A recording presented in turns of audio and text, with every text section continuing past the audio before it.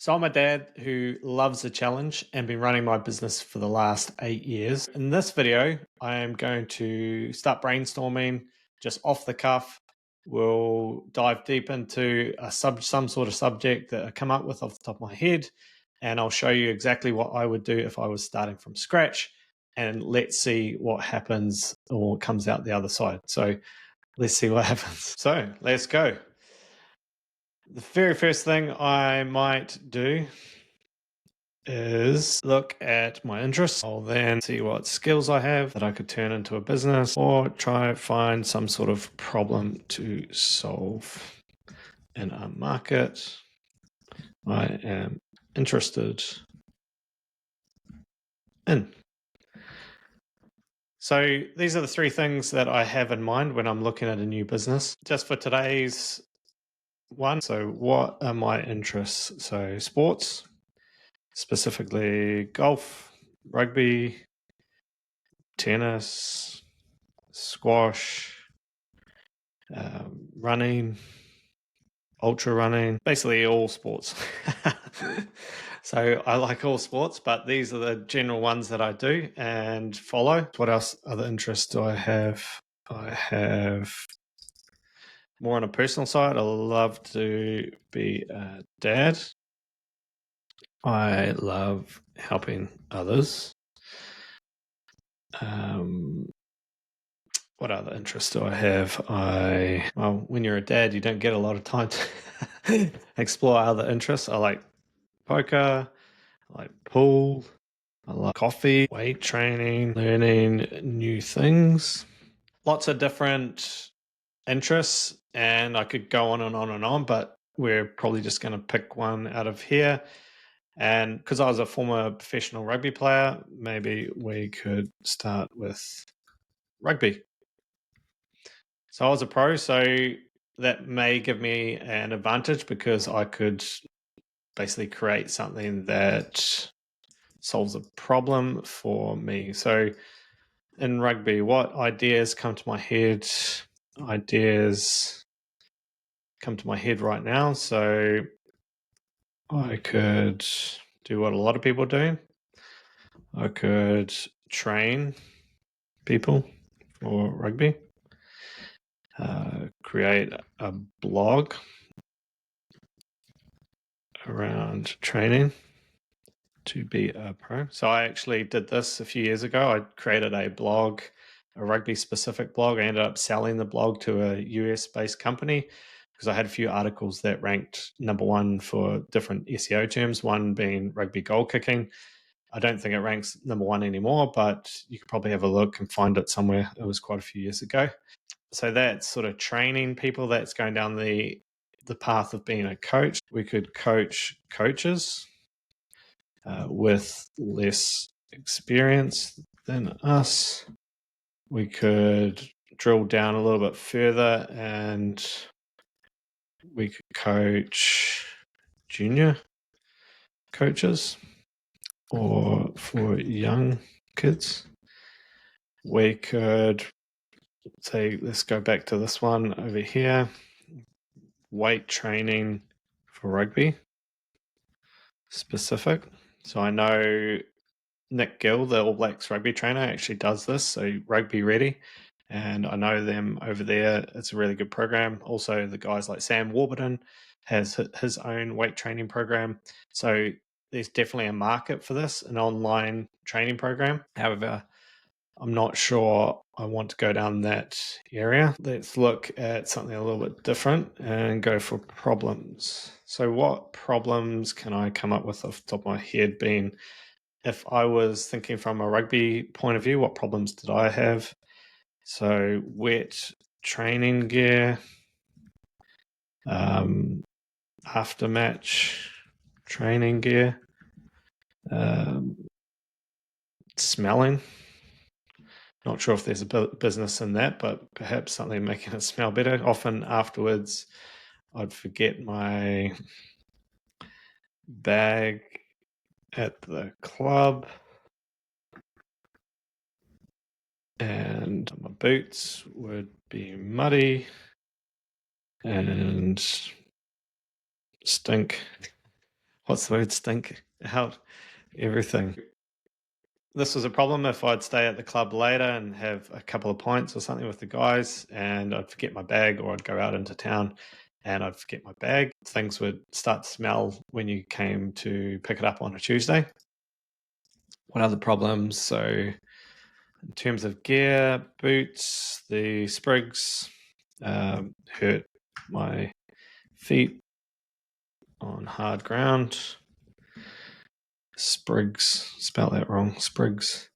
So I could maybe come up with a new boot that didn't hurt my feet. I could look at more of a, this would be quite a difficult product, but minimalist boot,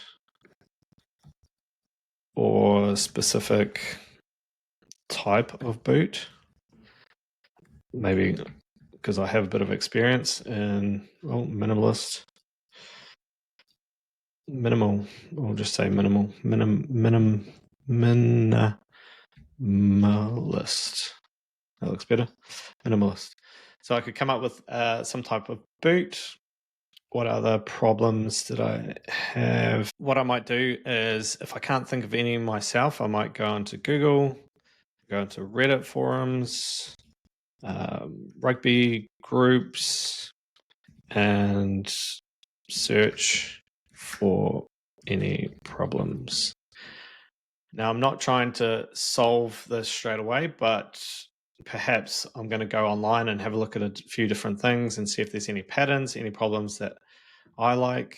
But perhaps I might just pick something here. It doesn't mean I'm closing myself off from these things, but perhaps I might go, let's look at wet training gear. That's quite interesting.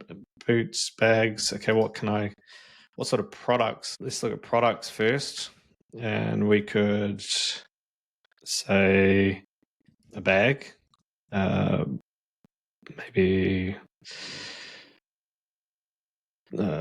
some sort of smelly to drop in your bag, separate boot bag. These are already on the market. So some of the products we can think of off the top of my head. Let's look at services. So laundry or pickup, local service, and you leave your bag and maybe it is delivered back to you fresh. That could be an interesting service. I don't know if it has any legs or if anyone would want this or how much we'd need to pay for it, but that could be a pretty interesting service. What other things around this can we think about? Another service. It could be to save time and money. We might not have anything, like we're trying to be creative here, so time and money, we want to make sure we can save this person. Both would be great, or one of these. So where could I save time and money?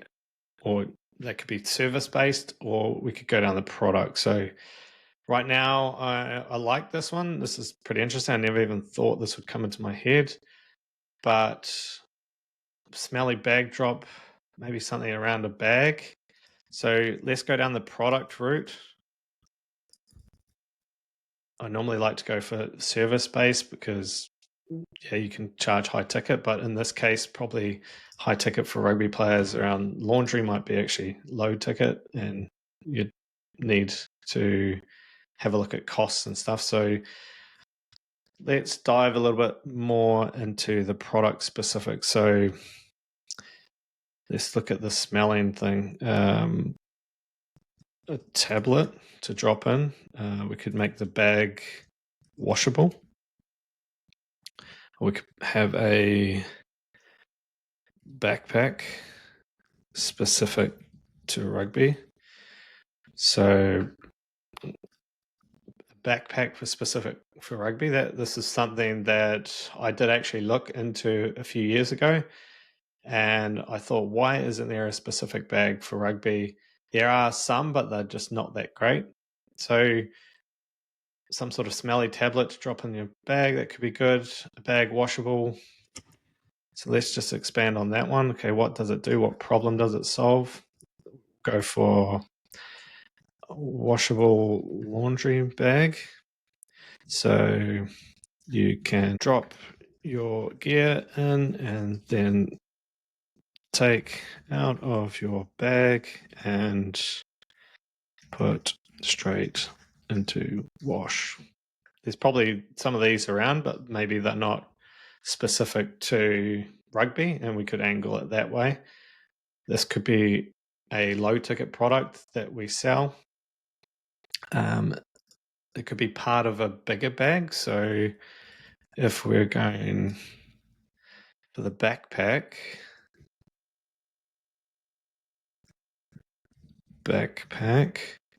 with a removable pocket or bag to drop into laundry, removable.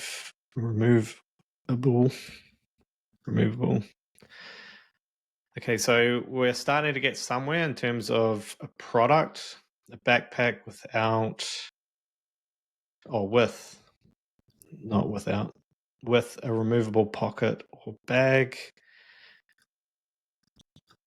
You know, rugby players have to be specific, cool, new.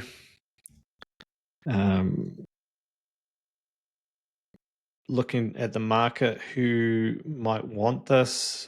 It could be generalist or it could be sort of middle-aged. So our target, we have to narrow down on our target. So I'd say narrow in on an avatar or ideal customer. So because I'm think I'm still kind of a rugby player, even though I'm 40 and kind of retired. Well, I have retired. I did come out of retirement to try and play again, but then broke my nose again. So too many facial breaks, I'd say. But if we would say current players, now we might age this. So it'd be age 20, 18, just less older guys playing now. So maybe it would go this age group. So our product, our ideal customer or avatar is current rugby players, age, and we're going to do the product we're going to go for is a specific rugby backpack with removable, washable pocket for dirty laundry and stop the bag smelling and needing a wash. So we're drilling down a little bit more into a specific product. Now what I might do is I'll look at who the avatar is, what the product is, and then I might go out and start speaking to the market. So the next thing, before I create a logo, a website, design a bag, anything like that, I'll speak to the market, see what they think, and if there are patterns that are the same as my hypothesis. So I've come up with an idea based on me and me being the typical avatar, even though I'm not 18 to 30. We could maybe extend this out, but this will help us narrow in on who to speak to and what's important for them. It might be that I look into my network. So because I'm a rugby player, I might speak to my rugby friends, pros, amateurs, the local club guys, And this is kind of informal. We're not trying to sell them anything. We're just trying to learn, identify, is there potential in this idea? And we want to refine our product based on market feedback. Now, what we tend to do with a lot of products, a lot of people come up with an idea and they think everybody wants it. Now, I'm just one person and I might be well on the way with something here, but the market will tell us whether or not they want it and if they have the buying potential. So that's one other question to ask is, do they have the buying potential? The answer for I don't know how much bags cost these days, but say we have a 50 quid, maybe, I don't know, 49 to 99. I don't know if that's a good price for a bag or something, but if I saw the value, maybe I'd spend up to 100 quid. I don't know. But this might be a price point that we're thinking about. Again, we haven't gone out to market, seen what other bags there are. Does it compare to anything that's currently built? I mean, this idea might already be built. I've not even gone into Google yet. So let's go with my next thing. The next thing I might do for this product is create a prototype. So I need to learn how to sew. Is that how you spell sew? Or ask for help. Now, because I'm bootstrapping this idea, the help might come from grandmother, in-laws, anyone you know that can sew. Before we launch this idea, we buy some product, we make something of a prototype, and we use it or give to others to use. Now, there's minimal expense, minimal investment gone in here. You might be able to create a bag out of the type of fabric that you're thinking about, get someone to do it, maybe even a local seamstress if you have to pay for someone if you don't know anyone. And then we want to gather market feedback on using the product. And the key is to make it better, easier, more efficient, add subtle things to appeal to rugby players. Now, what I mean by this is perhaps rugby players have their phone and they need to put it in somewhere secure or somewhere hidden. So perhaps putting it inside a hidden pocket inside the bag where it doesn't get wet. So this might be, for example, a waterproof, just making this up, by the way, waterproof pocket for wallet, keys, and phone. So that might be a key feature inside this. And again, I want the market to tell me feedback on washable pocket removal. What worked, what didn't. Okay, again, I've just come up with this idea on paper. I have no idea if this is going to sell, but I should go out to the market, gather some feedback, so get some market feedback, come up with an idea, and create an own prototype first before I even go down the road of trying to sell something. Get the market to try it, see where it breaks, see where double stitching needs done, what sort of zip might work the best, and what we're trying to get out of this is a great product for a specific person.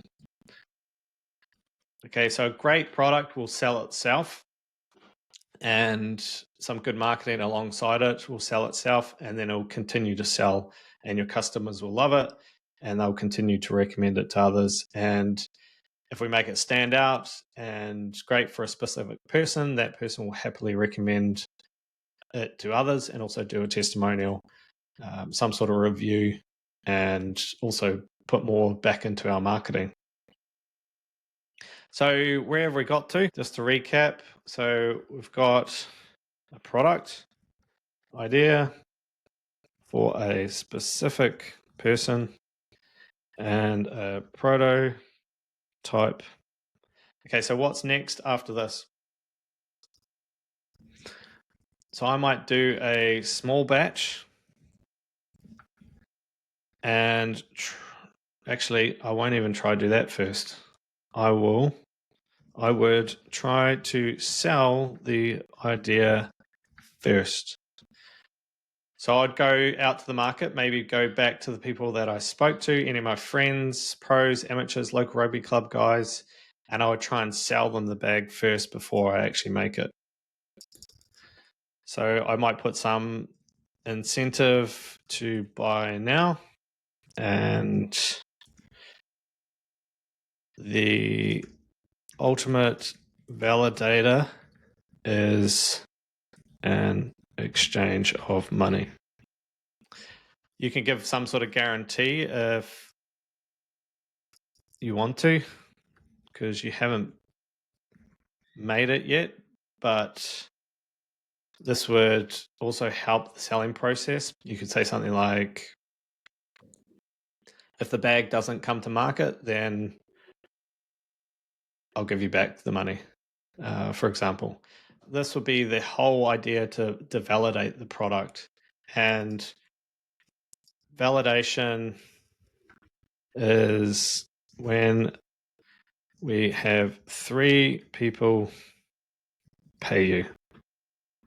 Proof of concept or proof of product. We want probably more people than 3, but 3 you can kind of say, okay, we're maybe on to something here. And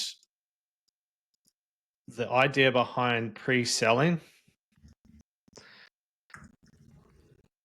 is we use that money for the first minimum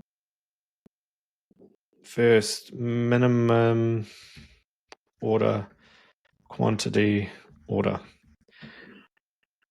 So again, what I'm doing here is decreasing the risk for me and not using my money. Now, it's not that I don't want to use my money.